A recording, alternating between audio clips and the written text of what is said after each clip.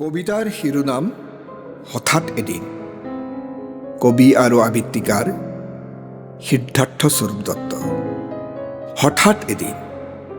হঠাৎ এদিন এটা অনুভৱৰ দৰে তুমি আহা, এটা আশা, জীপাল জীপাল জিজ্ঞাসা, এটা আৰম্ভণি, এটা কাহিনী আৰু বহুত কিবা কিবি।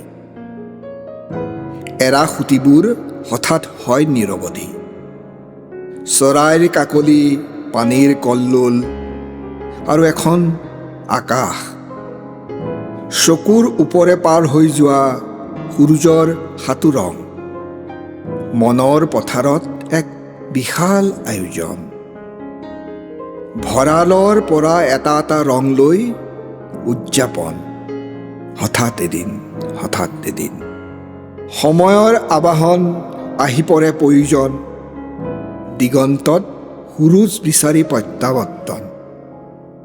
সত্তাৰ প্ৰদৰ্শন, মৌনতাৰ এক নীৰৱ নিদৰ্শন।